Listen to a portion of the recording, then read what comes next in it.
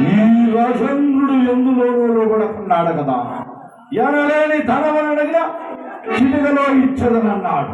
భయంకరమైన క్రూరములను సృష్టించిన అవలీలగా వేటాడేసి ఉన్నాడు.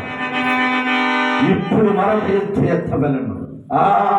తట్టినది ఇప్పుడు హరిశ్చంద్రుని కుమారుడు లోతుడికి ఒక మాయా బంగారు రేణువని కల్పించి నా పైకి ఆ హరిశ్చంద్రుని కత్తి దూసినట్లు చేసిన కథ ఇదో.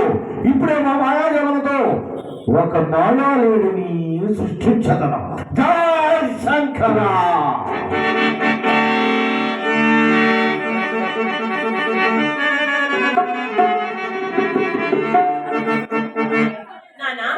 ఏమిటి బాబు?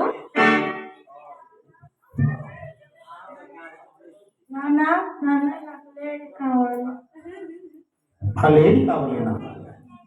అయినా ఆ జింక కావాలి. నేను కోరినావు కాబట్టి తప్పనిసరిగా పట్టి తెచ్చిన. అది చూడగా మాయి లేడి వలె ఉన్నది కదా స్వామి. వలదినే అయినా కుమారుడు కోరాడు కదా, దాన్ని తప్పనిసరిగా పట్టి తెచ్చాడు. అలాగనే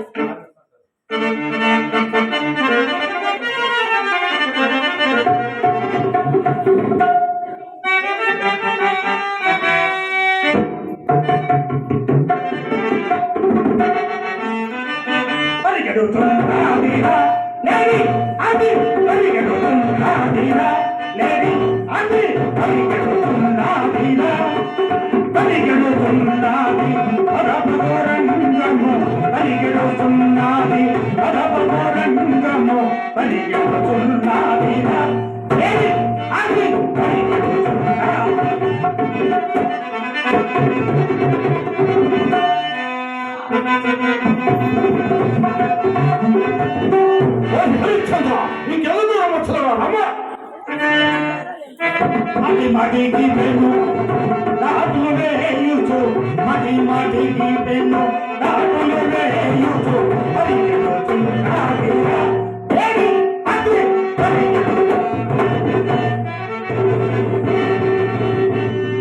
హరిశ్చంద్ర ఇంకెందుకు రమ్మ.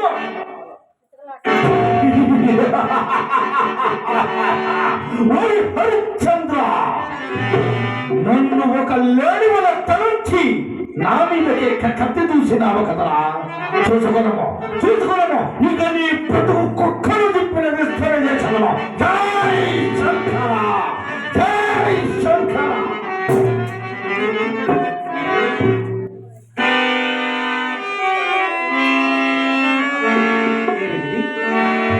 ఎన్నడూ గురి తప్పైన గడ్డము ఈనాడు ఎందులో గురి తప్పినది.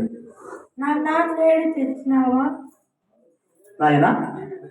ఆ జింక దొరకలేదు గాని దొరికి మాయమైపోయింది. నీవు చెప్పిన నిక్కమే దేవి. నేను ఉరిపే తెలిపి ఉంటుంది కదా, అది మాయాలేడు. ఆయన లోహిత, నీకు పట్టణం వెళ్ళిన తర్వాత బంగారుతో జింకను చేయించి ఇచ్చేదా?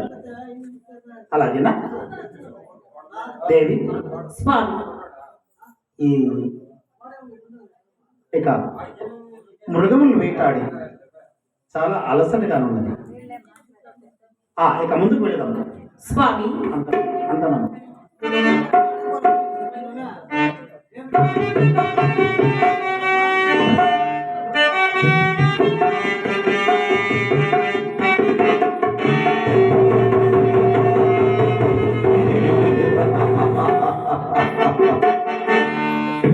ఏమిటి హరిశ్చంద్రుడి చేలో వికాసము? ఎన్ని విధముల బాధపడినో కొంచెము కూడా చెల్లించుకున్నాడు కదా. చిత్తమునకు లేనిపోయిన చక్కటకం ఎదురైంది కదా. ఇప్పుడు దీని గురించి దీర్ఘముగా ఆలోచించవలెను.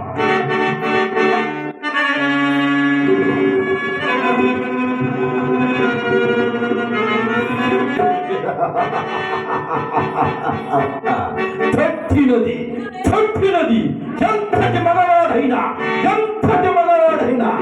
ఆడదాన్ని గాలి సోకినంత మాత్రమున వాడి ఎత్తులనియు తిప్పినేయలు కానియో. అందులోకి ఇప్పుడే మా పాత తోడితే మాతంగలను సృష్టించి ఆ హరిశ్చంద్రుని ఉన్న చోటుకు పంపించదను. వారి భావ భావ నాట్య విరహ ప్రదర్శనలతో ఆ హరిశ్చంద్రుని మహిమన పెంచి ఓలలాడించి బుజ్జగించి లాలించి ఎలాగైనా అబద్ధమైన ఆడించకపోయేదనా. ఇదిగో ఇప్పుడే మా మానవులతో మాథల్లో శిక్షించదను. జై శంకర, జై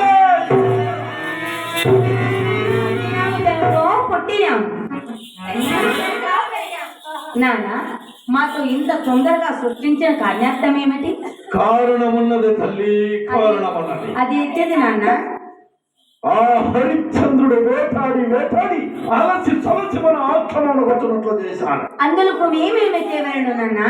మీరు ఆ రాజు ఉన్న చోటు గుర్తిరిగి తిరిగి మీ భావ భావ నాట్య విరహ ప్రదర్శనలతో ఆ హరిశ్చంద్రుని మయమరపించి ఓలలాడించి పుస్తకించి ఎలాగైనా కోరరానటువంటి బహుమతులు కోరవలను. నాన్న కోరరానట్టు బహుమతులున్న అవి ఎట్టివి నాన్న? శిఖాముద్రిక, అది కొనును. పట్టపు కత్తి, అది ఒకను నాన్న. భూచక్రపు గొడుగులు, హేమ కిరీటము. మరి నాన్న అది కొనును. లేదు అని పెట్టుకున్నాను. నాన్న అతడు లేదు అనుకున్నాను. వివాహమైన చేసుకుని రెండు మాతో కొట్టిన అడిగితే నేనున్నానమ్మా. నాన్న మా కులం అడిగినా చెప్పండి. నాన్న మరి ఆ హరిశ్చంద్ర మహారాజు ఏ చోటు ఉన్నాడో ఏమో మాకు ద్రోవ తెలియదు కదా. మా వెనుకబడి ఎవరు నా తోడుగా పంపినా బాగుగా ఉండదు నాన్న. అవును కదా, ఇప్పుడే పుట్టి ఉన్నారు, ఇప్పుడే పెరిగి ఉన్నారు. ఈ అరణ్యమంతా మీకు ఎలా తెలియను. దానికి నా శిష్యుడు ఒకడు ఉన్నాడమ్మా. కాకపోతే అమాయకుడు. అమాయకుడు అనగా ద్రోవ ఎలా చూపించగలడు? అమాయకుడైన ఈ అడుగులో ధారులన్నీ వారికి కొట్టిన పిండి తల్లి బాగా పిలిపించుడు నాన్న. శిష్య గజానన